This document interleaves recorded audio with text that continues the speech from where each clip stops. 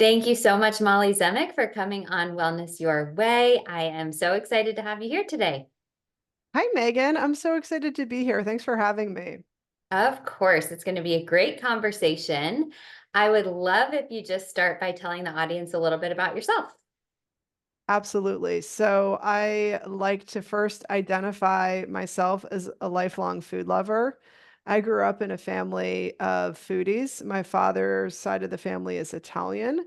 So, I was born into this culture where food is very much a love language. And I really developed that passion for eating throughout my life to the point where I dropped out of graduate school and I enrolled in culinary school and I worked as a professional chef for 10 years. And then, as a way to pursue my love of wine, became certified as a sommelier. And food was just almost like a love affair, is the way that I like to describe it. Until I reached the point in my 40s when I was taking care of three young boys who are now almost teenagers, and recognized that my habit of mindless eating and drinking was really affecting my overall well-being. And it really forced me to kind of take a look at my relationship with food and alcohol and figure out a way to really change it so that I could feel better and show up better for my family.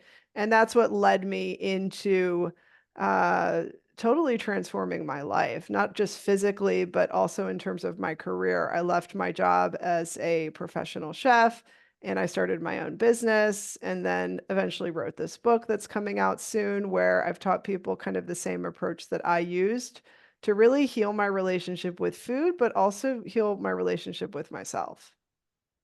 That's so incredible. Unfortunately, I think many of us wind up going through a somewhat painful or twisting journey to arrive where we are and the place to be able to help others. But I'm so glad you were able to turn your own story into something that is helping so many people. Incredible. Thank you. Well, I think it's what helps me establish trust with the people that I work with because I've been through the exact same process and I understand the obstacles and the suffering, but I also know the way out. And so it's just such a privilege to be able to empower other people to figure this out themselves. Absolutely. And I'm sure you relate to the same thing as you have your own podcast, which we will link in the show notes as well. But when I get pitches with the title of weight loss, I'm often like, no, no, no, no. I feel like it's going to be some kind of deprivation, some kind of fad diet, some kind of something that I can't get behind. And at the same time, so many of the clients, I would say 80+% of the clients that I work with have weight loss as part of their goals. So it's not the weight loss that I don't Mm, like, it's the approach that mm, I don't align with because I feel it's not sustainable. And what stood out mm, to you or stood out to me about you is that your approach is focused on not deprivation. You are a food lover at its core. So you're not trying to white knuckle your way into just eating a leaf of kale every day.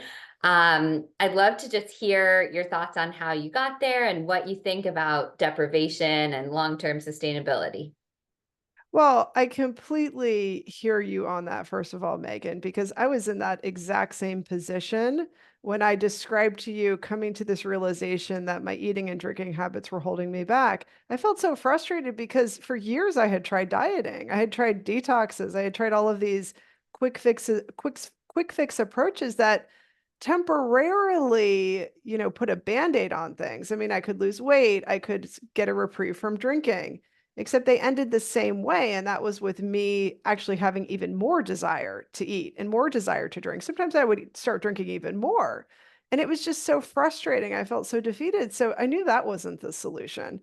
And it was actually being introduced to life coaching and listening to some different podcasts and hearing people describe changing your mindset and really uncovering reasons behind habits that you don't like And for so long, I really believed that my problem was just that I loved food so much and that I just loved wine so much and that I grew up in a family where both of those things were just part of the culture and that somebody like me would just never be able to figure this out. I could never really look the way I wanted to look, feel the way I wanted to look while still really loving food and alcohol.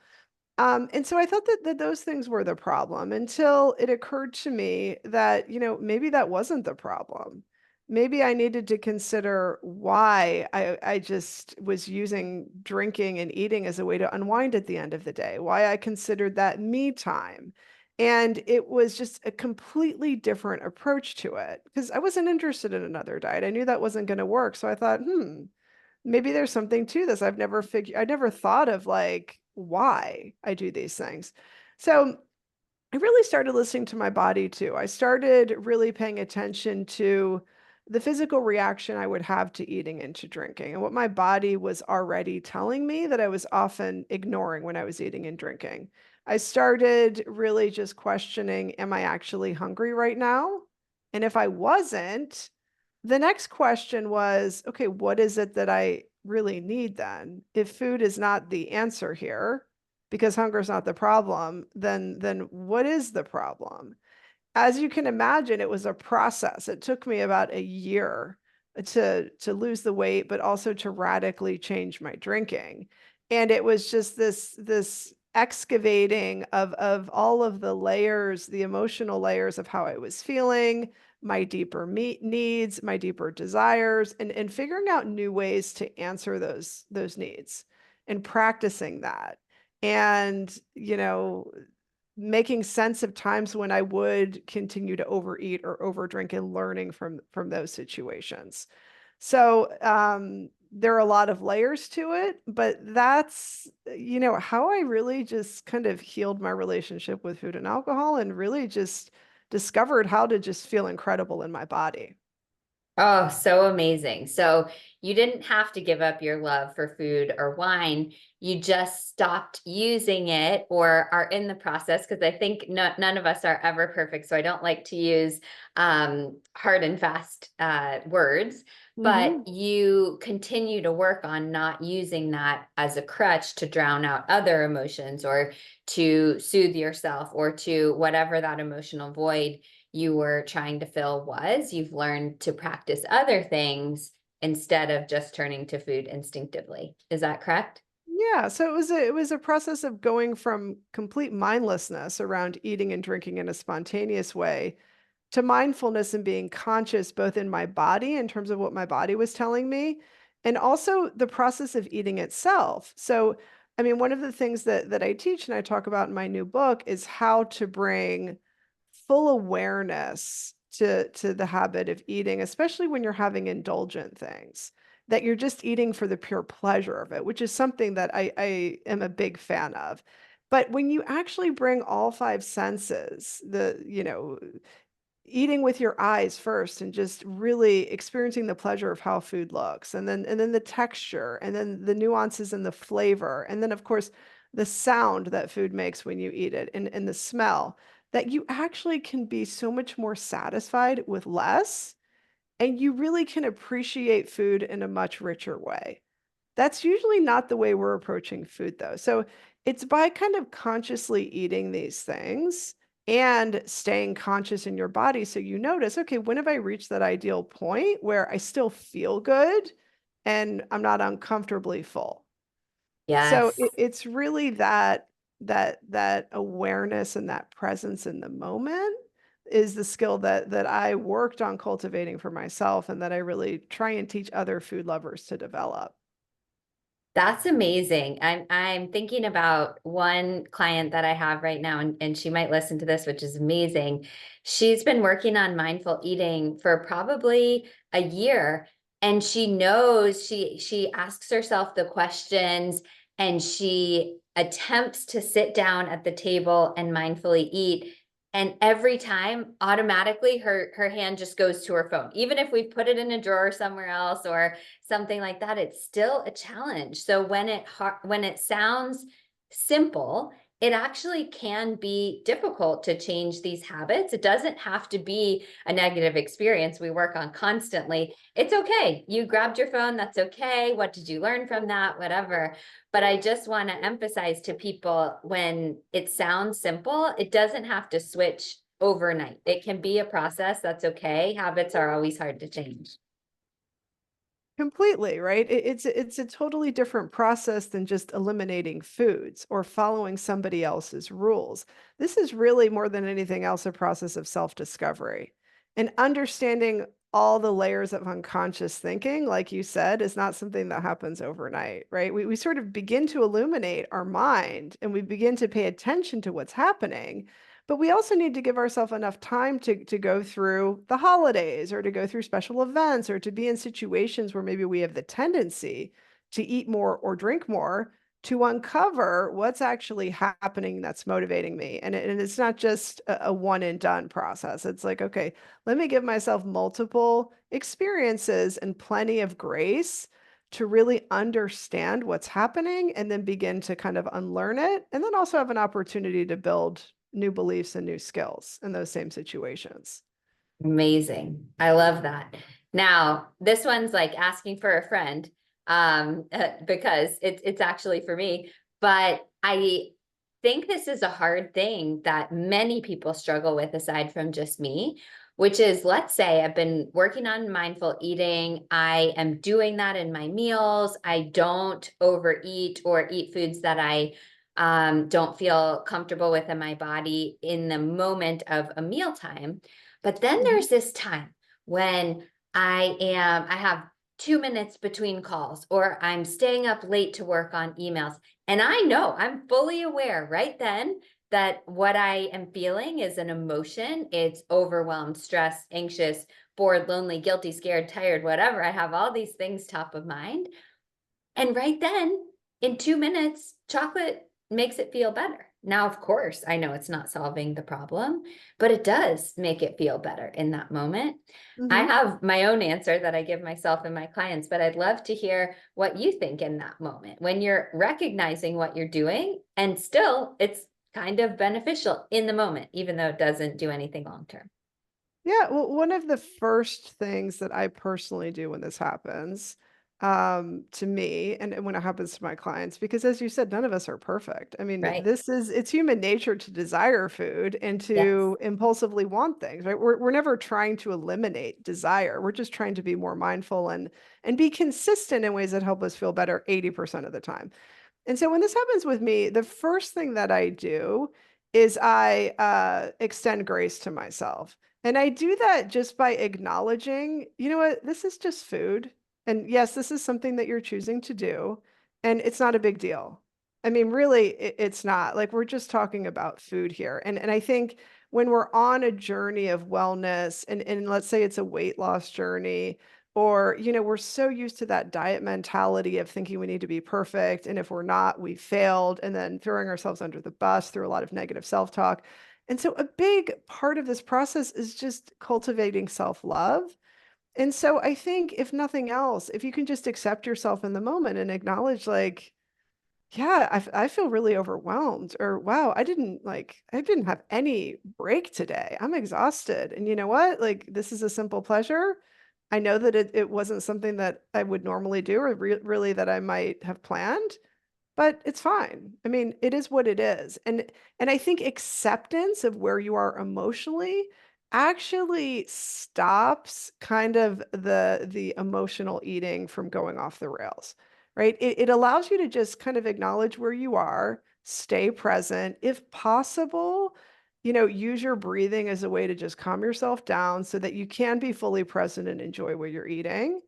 And then be done with it. And I think that's essentially really a huge, level of progress for most people, right? Because, like, yes, you pick up the chocolate and you eat it and you just acknowledge it, and then you also reconnect to your body and you recognize, you know what, this is great, but I've had enough and I'm ready to move on.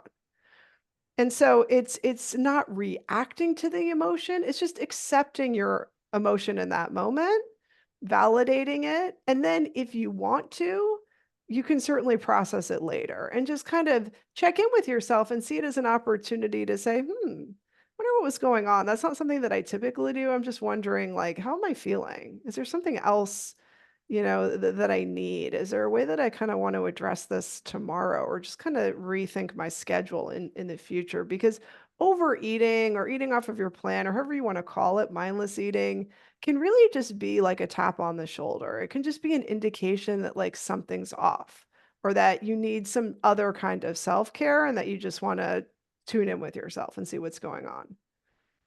I love that so much. I want to record that little snippet and play it over and over for clients and myself as well. It's very similar to what I say, which is if it's one bite of chocolate, or hey, if it's half a bar of chocolate or whatever it is, it's gonna be okay. Like you said, it's just food. You said it so simply and so well.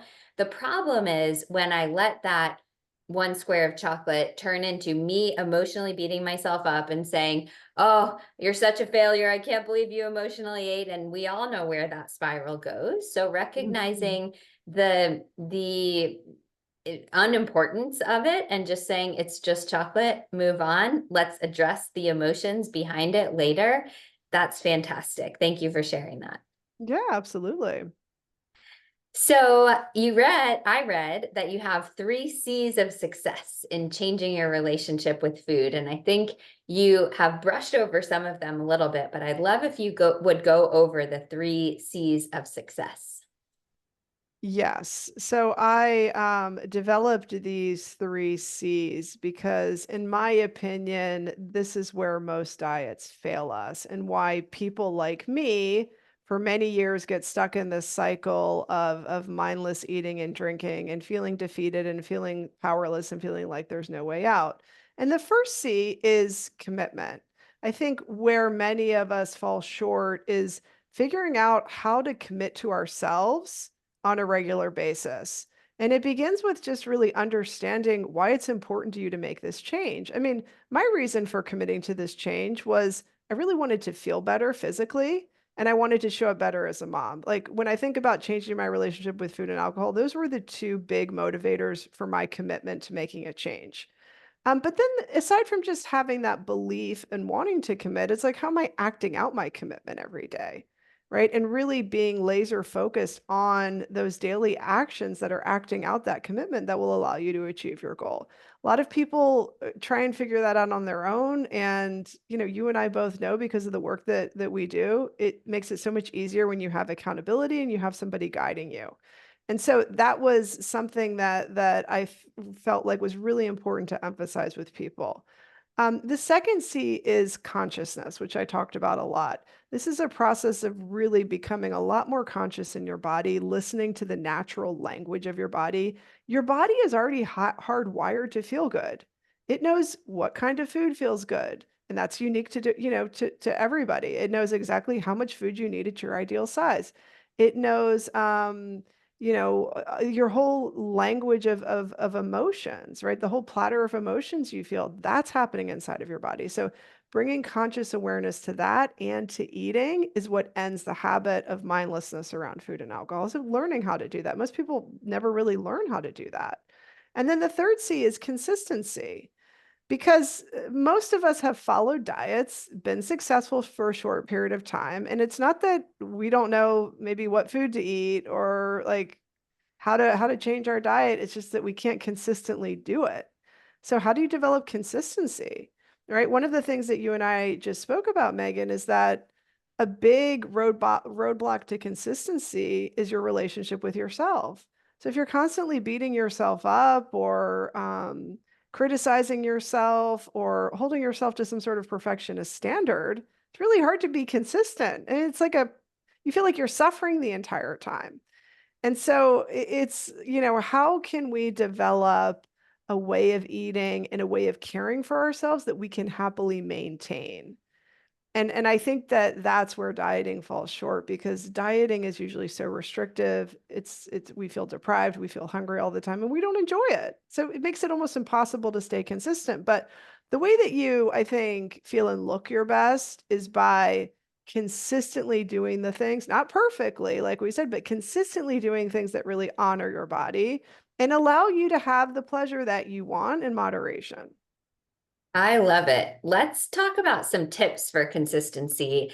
For me, I am consistent almost to a fault. When I find something that feels good, there is nothing standing in my way of consistency. I think part of it is just who I am as a person, that it comes more naturally to me. But some people who are maybe more spontaneous or more creative than I am, consistency can feel like it bars your enjoyment of life, I guess. So how do you frame that in terms of consistency doesn't have to be boring, consistency can be fun and can give you what you want? What tips would you give for those people? Well, first, I would challenge this idea that being spontaneous is more fun. I think Ah. we often assume that that's true. Oh, it's just more fun to be spontaneous. But many of us who have struggled with spontaneous overeating and spontaneous drinking know that that's just a lie, right? When we're spontaneous and we're giving into the mindless habit over and over again, while it feels pleasurable momentarily, it's offset by a lot of negative side effects on the other end, right? We feel worse about ourselves emotionally, physically, we feel worse, we feel defeated, we feel like we're out of control.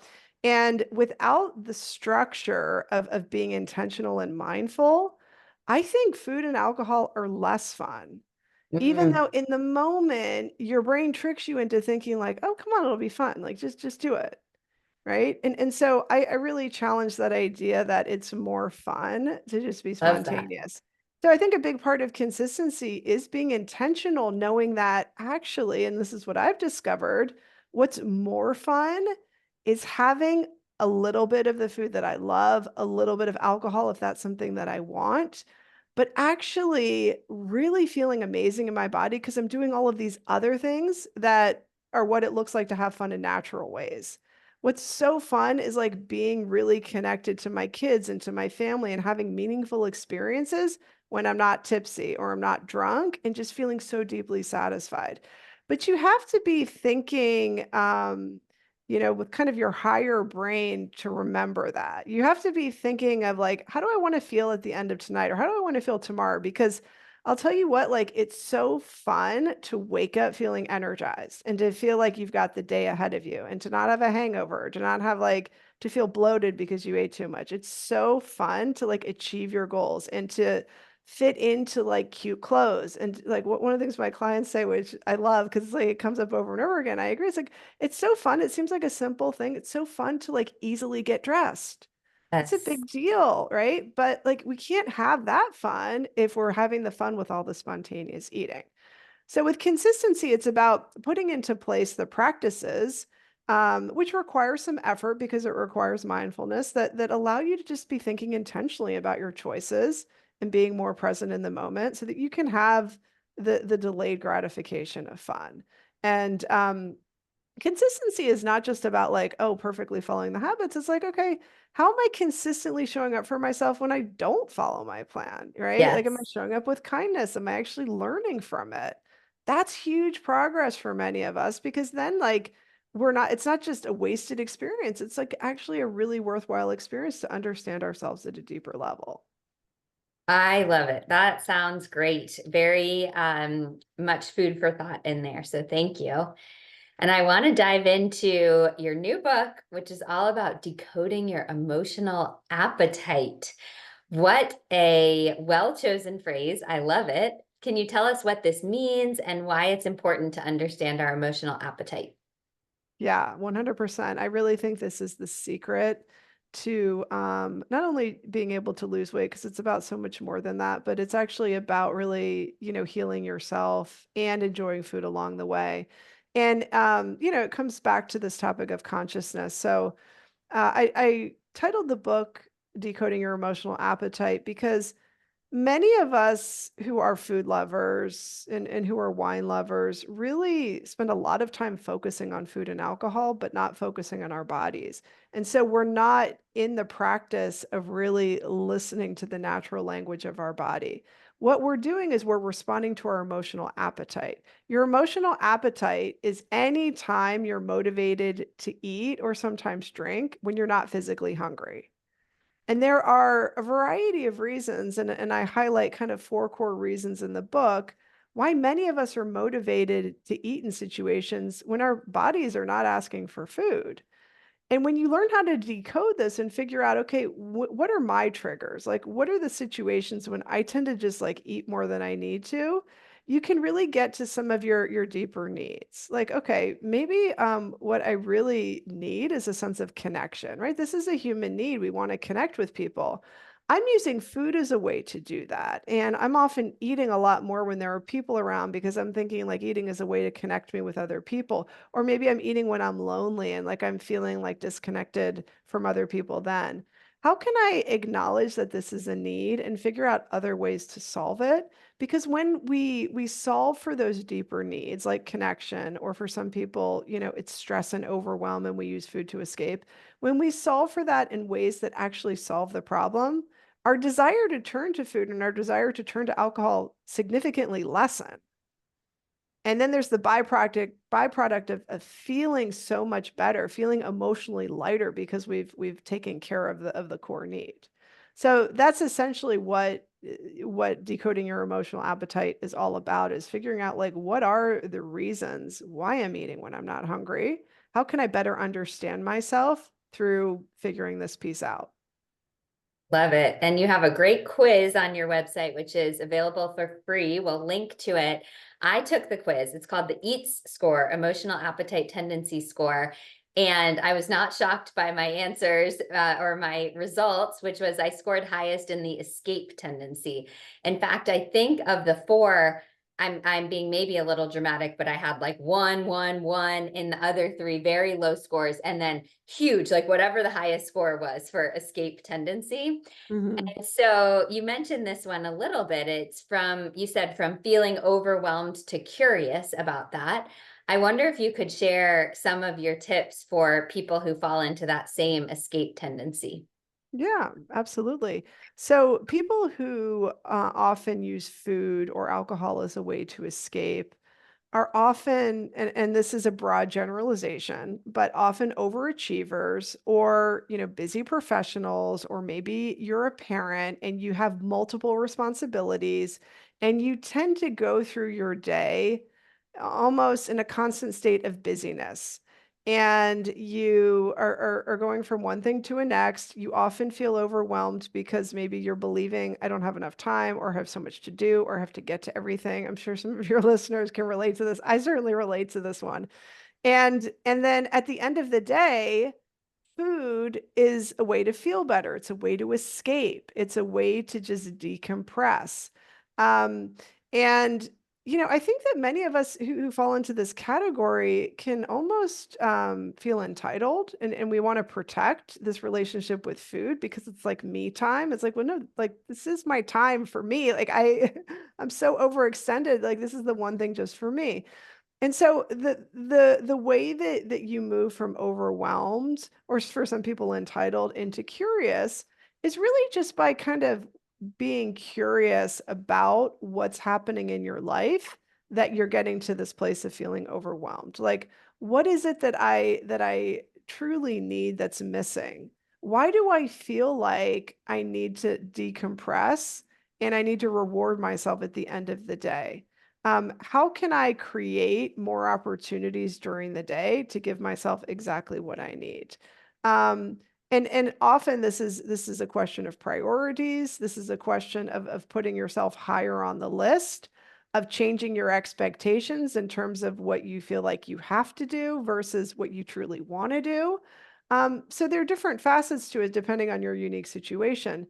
But I think when you can kind of get curious about your need to just unwind, and really pay attention to, okay, what is it that would really help me feel more energized or more relaxed in this moment? You can separate out the eating from processing your feelings, because there's nothing wrong with, having a glass of wine if you want to, or, having some ice cream if you want to. It's just when you tie it to, your emotional needs and you use it as a way to numb your experience, you miss this beautiful opportunity to just recognize, like, I'm constantly feeling overwhelmed, or I'm in this like frenzied energy all day long and it's exhausting.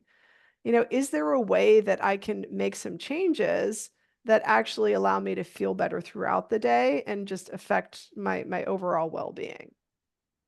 That's fantastic.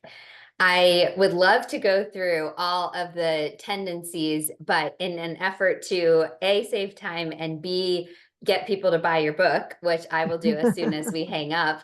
Let's not go through your solutions for all four, but could you say the names of the other two? So there's connection, escape, and then what are the other two? Security. So, turning to food, for a sense of safety and security. And then the last one is for pleasure. Interesting. Okay. So I bet even just by hearing those titles, many members of the audience can isolate or not isolate, can place themselves into their dominant tendency. I would still encourage you to go take the quiz, because even in taking the questions and reading through and considering my situation, I learned about myself. So definitely anyone listening, head over and take that quiz, which will be in the show notes. Now, I'd love to go into alcohol. You have mentioned alcohol several times, and I think alcohol is such a trendy topic these days. Uh, but it really is coming in with people saying no alcohol or all the alcohol. And I think for many people, there is an answer in the middle. You have a lot to say on mindful drinking habits. So I'd love to hear, if someone knows they want to cut back on alcohol, but they don't think they want or need to give it up completely, what would you offer to them? Well, I'm glad you asked that because I think this is a real roadblock for people who have identified that their current drinking habits are really not serving them well, but really feeling powerless to change because they're thinking that the only option is to completely give up alcohol. Now, giving up alcohol completely might be the right solution for some people, but there are other people like me who almost, fail to start and make any kind of change because we have such a hard time visualizing ourselves not drinking, right? That was my story. And it was actually going through the process of changing my relationship with food, developing more conscious habits, and in turn, limiting how much I was drinking, that I became a lot more aware of the way that alcohol affected my body, not just my body, but also, my psychological health, which was difficult to see when I was also mindlessly eating, right? It was hard to really differentiate the two. Um, and so one of the things that I actually help a lot of clients with who work with me just on drinking is this opportunity to just be a lot more thoughtful about how much they're drinking. And one of the and this is such a great, I think, starting point because it feels more doable. It feels like, okay, I don't have to give up drinking, right? Because that seems too daunting. But I can just begin by making decisions about how much I'm going to drink. And one of the things that actually often leads to drinking significantly less and sometimes giving it up completely, which is what happened to me. But that was never my goal starting out. It was like I just want to drink more in alignment with feeling better. Um, and so one of the things that comes out of this is that my clients often realize like they develop a lot of awareness around how much they're drinking that wasn't obvious to them to begin with. They also start to notice more how their body is responding at just a very kind of in a deeper way. And they also really are able to figure out, okay, how do different types of alcohol affect me differently? But they also get to contrast what the experience is like when they're not drinking. If they take a couple days off or if they're drinking less, like, how do I feel differently then? And how am I learning how to solve some of the emotional reasons why I drink when I'm not drinking as much? And through that process, I actually don't feel like I need to drink as much, right? And of course, there's a lot more to it. It's teaching people how to handle the social pressure, how to be an advocate for their own needs, how to, stop the habit of people pleasing. There's so much tied into kind of the habit of drinking that again is really a process of self-discovery and personal empowerment. But I think one of the really incredible things is that people realize like, oh, I actually can be fully in control. when I make a commitment ahead of time and I'm really staying present in the moment. It's not that I'm powerless around alcohol. It's just that I'm like really not paying attention when I do it, or I'm doing it for emotional reasons. So it's a similar process as I teach people with food. It's slightly different. But that's kind of the gist of how it works. That's great. I love the phrases that you used, which is social pressure and people pleasing, because I find so many people, they think it's social pressure, but many of us, unless you're like 21 years old in college or something like that, it's not actually social pressure. No one's coming up to you and saying, Megan, you're so not cool unless you have another drink. It's really our perceived social pressure, which is, oh, I don't want to make Sally feel guilty that she's drinking, or everyone else is doing it and I don't want to have to answer the question of why I'm not, or something like that. That's really just a closeted way of expressing people pleasing. And that's hard to get to the root of, just as social pressure would be. But sometimes that shift can be powerful for people. So once they realize maybe it's just my people pleasing tendency, what's the next step for them? Well, the next step is giving themselves, first of all, being brave enough. And I think this is where coaching comes in. But I think being brave enough, along with having a strategy in place when they're thinking through their plan, to step into the discomfort of changing how they respond to that situation, right? And in my experience, people often are pleasantly surprised by how easy it is. It's just that we make things such a bigger deal in our own minds, right? We exaggerate how other people feel or our ability to let somebody down. Of course, we can't control people's emotions, but oftentimes we think we can. So stepping into the discomfort of doing that the first time and then developing the confidence to know, oh, like nobody really cares, or it's really not that big of a deal. Or even in some instances, people are inspired by the fact that I'm not drinking, right? That's Yes. oftentimes what happens, which is incredible. And so it's sort of an approach of strategizing, coaching, having the courage to step into that situation and then building the confidence to know, oh, I can do this. It's not that big of a deal. That's great. I would love to hear from you personally, one of your favorite foods that you eat very mindfully and you enjoy, and maybe take us through what you would do to sit there and fully maximize the pleasure you get from that food. Yes, I'm just trying to think about which is my favorite food, because that's not something I can easily narrow down. But let me give you an example of something that I had recently, which was a double chocolate cupcake that I got from this great bakery around here. It was like a devil's food chocolate cupcake with a chocolate ganache, very rich but very high quality. And I really think through when I'm going to choose to have something indulgent that I'm going to have just for the fun of it, just for pleasure. I really think through what's something that I will really enjoy. I don't overthink it though, because, at the end of the day, it's just food and I'm not looking for food to kind of deeply satisfy me, right? I just want the pleasure of eating it. And so I'll pick some things that I know that I like. And this is like a very pure, rich chocolate dessert where I know there's a lot of concentrated flavor. It's got great texture. And so I will think through, okay, what are some of my favorites? I'm going to plan a portion that I know I can have that will allow me to thoroughly enjoy the flavor and will not disrupt the pleasure that I'm feeling in my body. And I will decide exactly when I'm going to have it.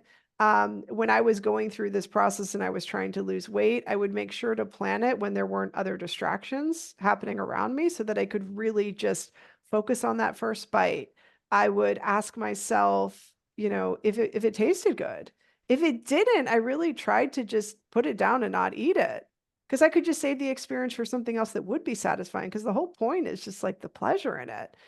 So I'll ask myself, like, is it as delicious as you imagined it to be? And it's really interesting because oftentimes it's not, right? The way we imagine things is usually more delicious than the reality. And if it's not as delicious, I really try and cement that memory in my mind to tell myself the truth. Like, this isn't as good, right? Like sometimes I've had some clients who are like, oh, I just like can't say no to M&Ms. And I have a very clear memory in my mind of what M&Ms taste like. I used to think they were good, but then when I ate them consciously, I'm like, these are not that great. They're not as good as like the chocolate cupcake. So I solidify a memory in my mind if a food is not as amazing as what I'm imagining, because I want my brain to remember this is not that incredible. You don't need to make time for this. But if it is incredible, which sometimes it is, I take the bite, I eat it slowly. I really notice how it tastes. I just delight in it. I delight in how it looks. And then I'll have another bite. I'll ask myself, do you want more? Are you satisfied? Would you like another bite? And then I will eat it. Usually after a couple of bites, the flavor's diminished. As I was like really learning this for myself and I was trying to lose weight, I would also really begin to pay attention to my body if my brain was saying, like, if there was any restlessness or if my brain was saying, like, you need a little bit more, you need a little bit more. And I would expect that, right? Because it tastes good. It's something that maybe I think is one of my favorites. So I'll notice, is there any restless energy? And if there is, I use my breathing as a way to calm myself down because if I'm restless and I'm anxious, I'm no longer fully paying attention to the flavor and I don't want to miss out on the flavor. I'll calm myself down, I'll take a break, and then I'll eat it, and I'll finish it. And then if my brain's like, you want more, I'll just say, that was perfectly satisfying. In fact, it was more satisfying to have less. And that's one of the things I tell my clients a lot. It's actually more satisfying to have less because now you have the pleasure of the food and the pleasure of feeling good in your body. And it doesn't do anything to upset, your well-being. Like you feel great. And this was something that was planned. So that's a little snapshot of what the process is like. That's great. And I know people had visualized themselves in that same scenario. The 28th bite of whatever is never as good as the first one, even if it was something that was fantastic. So really learning to savor that and slow down and get yourself in a mindful state where you're not distracted by other things that can maximize the pleasure. I like the way that you said it. So thank you for that. And thank you for all the tips you've shared. I know people are going to want more and buy the book and all of that. But I'd love for you to close us out by just offering one more thought, anything that's on your mind, and then tell the audience where they can learn about more about you. Yes, my final thought, just based on what we were talking about, is like give yourself permission to have the food you love. Just do it in an intentional way. Do it in a way that's in balance with your wellness goals. Whether that's to, be at a certain size or feel a certain way or fit into your clothes a certain way or however you want to think about it. Mobility is an issue for some people. So you can have both, but you have to just do it very thoughtfully. And it doesn't take a lot of delicious food to be satisfying. It just requires consciousness. But I think one of the worst things you can do is to deny yourself the food and then eventually end up eating it behind your own back and overdoing it and feeling even worse. So trust that just by giving yourself permission, you can enjoy it even more. And then Fantastic. people can find me on my website, mollyzemek.com, and they can learn more about the book there, or on Instagram at Molly Zemek, or my podcast, which is called Weight Loss for Food Lovers. Amazing. We will include all of those links in the show notes. And one more time, Molly, thank you so much for coming on Wellness Your Way and sharing all these great insights. Thank you so much for having me. It was a pleasure to be here.